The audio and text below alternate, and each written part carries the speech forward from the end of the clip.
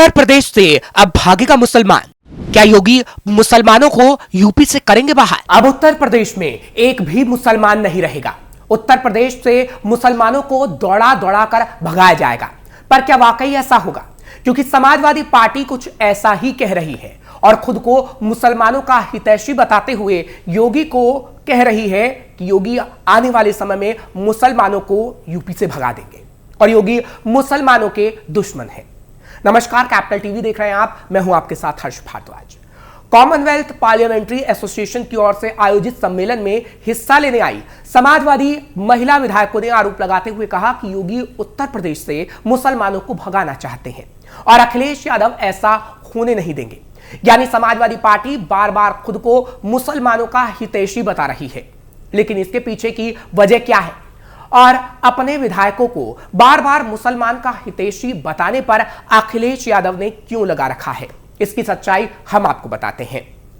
हाल ही में हुए महाराष्ट्र और झारखंड विधानसभा चुनाव के साथ कई राज्यों में उपचुनाव भी हुए। इसमें उत्तर प्रदेश के मुरादाबाद के कुंदरकी विधानसभा सीट का उपचुनाव भी शामिल है। इन चुनावों के नतीजों में सबसे ज्यादा चर्चा महाराष्ट्र की हुई, लेकिन इन सबके बीच में उत्तर प्रदेश की 9 विधानसभा सीटों के उपचुनाव में कुंदरकी विधानसभा का नतीजा कुछ चौंकाने वाली कहानी बयां कर रहा था, जिसकी चर्चा भी खूब देखने को मिली। इस मुस्लिम बहुल इलाके की सीट पर 2012 से 2022 तक समाजवादी पार्टी का कब्जा रहा था, लेकिन इस बार यहां से एकमात्र हिंदू प्रत्याशी बीजेपी के रामवीर सिंह ठाकुर ने सपा के मोहम्मद रिजवान को 1,43,192 वोटों से हरा दिया और उनकी जमानत जब्त करवा दी। जिसके बाद सवाल उठा कि आखिर कैसे मुस्लिम बहुल इलाके से एकमात्र गैर मुस्लिम प्रत्याशी जीत गया। जिसके बाद अब जब मिल्कीपुर में भी उपचुनाव होने जा रहा है तो अखिलेश यादव को डर सता रहा है कि मुसलमान सपा को वोट ना देकर कहीं और किसी और पार्टी को वोट ना दे दे, और इसी वजह से वो बार बार मुसलमान शब्द अपनी जुबान पर ला रहे हैं और तो और यहां तक कह देते हैं कि यूपी से सभी मुसलमानों को योगी भगाने वाले हैं। कुंदरकी में हुई हार से डर गए हैं अखिलेश यादव। कुंदरकी लंबे समय से समाजवादी पार्टी के पास रही, जिसके बाद कुंदरकी बीजेपी के लिए एक चुनौती भरी सीट रही। वह अब तक केवल एक ही बार यहां से विधानसभा चुनाव जीती। उसे यह जीत 1993 में नसीब हुई थी। वहीं पिछले 3 बार से सपा के हाजी रिजवान चुनाव जीतते आ रहे हैं और इस बार भी उन्हें सपा से एक बार फिर टिकट मिला था, लेकिन नतीजों ने उनकी उम्मीदों पर पूरी तरीके से पानी फेर दिया और कुंदरकी के मुसलमानों ने समाजवादी पार्टी को वोट ही नहीं दिया। कुंदरकी में कुल मतदाताओं की संख्या 3,83,663 है। इनका 60% यहां के मुस्लिम वोटरों की संख्या है, जो कि करीब 2,40,000 के आसपास की है। कुल मुस्लिम मतदाताओं में से 40% के आसपास तुर्क मुसलमान हैं, जिनकी संख्या 88,000 के आसपास बताई जाती है। बाकी अन्य मुस्लिम वोटरों में करीब 40,000 राजपूत मुसलमान हैं, यानी सबसे ज्यादा तुर्क मुसलमानों की संख्या कुंदरकी में है। साफ है कि यहां तुर्क मुस्लिम वोटर ही निर्णायक है, जो कि पिछले कई चुनावों में उम्मीदवारों और विजेताओं को देखकर साफ दिखता है। लेकिन इस बार का गणित कुछ हटकर हो गया। इस बार सपा, बसपा और AIMIM तीनों ने ही तुर्क मुस्लिम उम्मीदवार को खड़ा कर दिया। इससे कुछ हद तक तुर्क मुसलमान वोट बैंक छिटक गया। साफ है कि यहां तुर्क मुस्लिम वोटर ही निर्णायक है, जो कि पिछले कई चुनावों में उम्मीदवारों और विजेताओं को देखकर साफ दिखता है। लेकिन इस बार का गणित कुछ हटकर हो गया। इस बार सपा, बसपा और AIMIM तीनों ने ही तुर्क मुस्लिम उम्मीदवार खड़े कर दिए। इससे कुछ हद तक तुर्क मुस्लिम वोट बंटना तय हो गया था। वहीं बीजेपी के रामवीर ठाकुर ने भी मुस्लिमों को खूब रिझाया और कई विश्लेषक बताते हैं कि बीजेपी ने राजपूत मुस्लिमों को घेरा था। उन्होंने एक देश और एक DNA का नारा लेकर घर घर जाने की बात की।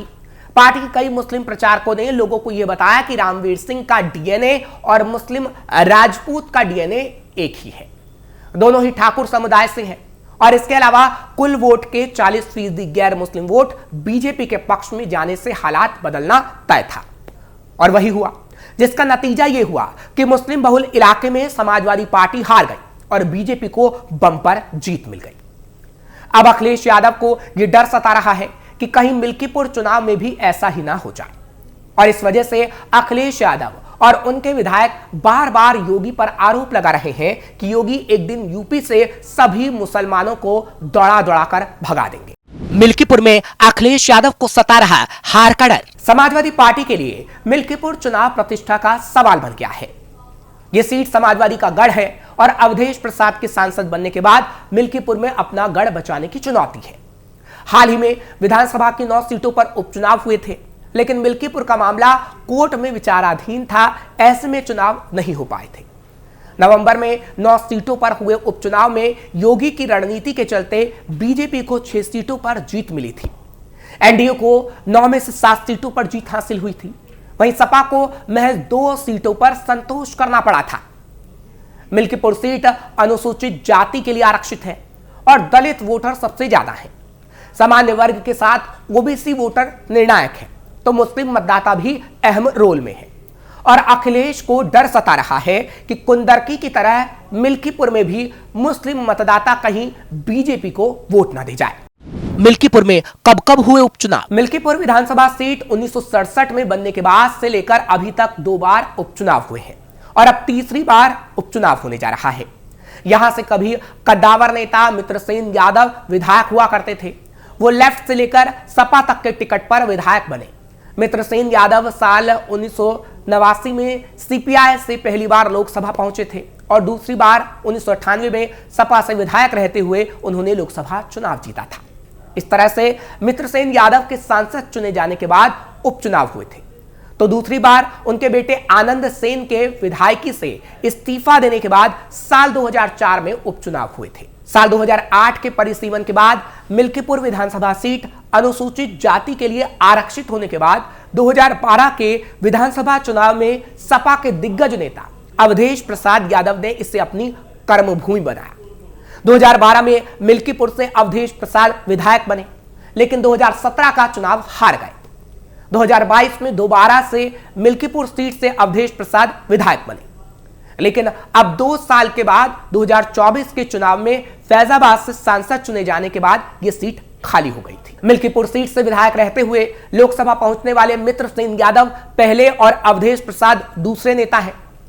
मिल्कीपुर में पहली बार साल 1998 में विधानसभा का उपचुनाव हुआ था, जब मित्रसेन यादव सपा से विधायक रहते हुए लोकसभा सांसद बने थे। इसके बाद उपचुनाव हुए तो सपा के रामचंद्र यादव विधायक चुने गए। उन्होंने बीजेपी के प्रत्याशी डॉक्टर ब्रजभूषण मणि त्रिपाठी को 4132 वोटों से हरा दिया था। मिल्कीपुर विधानसभा सीट पर दूसरी बार उपचुनाव 2004 में हुआ, जब सपा के तत्कालीन विधायक आनंद सेन यादव विधानसभा सदस्यता से इस्तीफा देकर बीएसपी में शामिल हो गए थे। इसके बाद उपचुनाव हुए तो सपा के रामचंद्र यादव फिर से विधायक बने। उस बार उन्होंने बसपा प्रत्याशी आनंद सेन यादव को करीब 35,000 वोटों से मात दी थी। अब तीसरी बार मिल्कीपुर विधानसभा सीट पर उपचुनाव होने हैं, लेकिन पिछले 2 उपचुनाव के ट्रेंड सपा के हौसले को बुलंद करने वाले हैं। अखिलेश यादव को यह लगने लगा है कि अब ये ट्रेंड बदल जाएगा और जैसे बीजेपी ने कुंदरकी सीट को अपने नाम किया, वैसे ही बीजेपी मिल्कीपुर सीट को भी अपने नाम कर लेगी। अखिलेश ने सिर्फ वोट बैंक के लिए मुसलमानों का किया इस्तेमाल। उत्तर प्रदेश में मुस्लिम समुदाय राज्य की आबादी का करीब 19 से 20% है। ये वोट बैंक 50 से अधिक विधानसभा सीटों पर निर्णायक भूमिका निभाता है। यही कारण है कि सपा सहित अन्य राजनीतिक दल इस वोट बैंक को अपने पक्ष में करने के लिए लगातार प्रयास करते रहते हैं। हालांकि कुछ सालों में बीजेपी की ध्रुवीकरण की राजनीति ने विपक्षी दलों को मुस्लिम वोट बैंक को लेकर नए सिरे से सोचने पर मजबूर कर दिया है। सपा को यह समझना होगा कि केवल मुस्लिम यादव समीकरण अब सत्ता में वापसी का गारंटी शुदा फार्मूला नहीं है। इसके साथ ही अन्य वर्गों, खासकर पिछड़े और दलित वर्गों को भी अपने साथ जोड़ना जरूरी हो गया है। मुसलमानों की सपा से अपेक्षाएं हमेशा से ही रोजगार, शिक्षा, सामाजिक सुरक्षा जैसे मुद्दों पर रही। हालांकि सपा मुस्लिम समुदाय को केवल वोट बैंक के रूप में देखती रही। अखिलेश यादव के सामने सबसे बड़ी चुनौती है कि वो इस धारणा को बदलें और मुसलमानों को यह विश्वास दिलाएं कि सपा केवल चुनाव के समय ही नहीं, बल्कि हर समय उनके हितों की रक्षा के लिए प्रतिबद्ध है। लेकिन उत्तर प्रदेश का मुसलमान अब यह समझ चुका है कि अखिलेश यादव ने सिर्फ मुसलमानों को वोट बैंक के रूप में ही इस्तेमाल किया। वैसे अगर सपा मुस्लिम वोट बैंक को फिर से मजबूत करने में कामयाब हो गई तो बीजेपी के लिए यह चुनौती बन सकता है। हालांकि यह देखना होगा कि क्या अखिलेश यादव मुस्लिम समुदाय के विश्वास को पूरी तरह से जीत पाते हैं या फिर नहीं, या फिर सिर्फ मुसलमान करने से ही अखिलेश को मुसलमान वोट मिल जाएंगे। और यही वजह है कि योगी के खिलाफ अखिलेश झूठ बोल रहे हैं और कह रहे हैं कि मुसलमानों को योगी उत्तर प्रदेश से भगा देंगे। फिलहाल आपको ये खबर कैसी लगी हमें कमेंट सेक्शन में बताइए और साथ ही साथ इस खबर को लाइक करिए और चैनल को सब्सक्राइब जरूर करिए।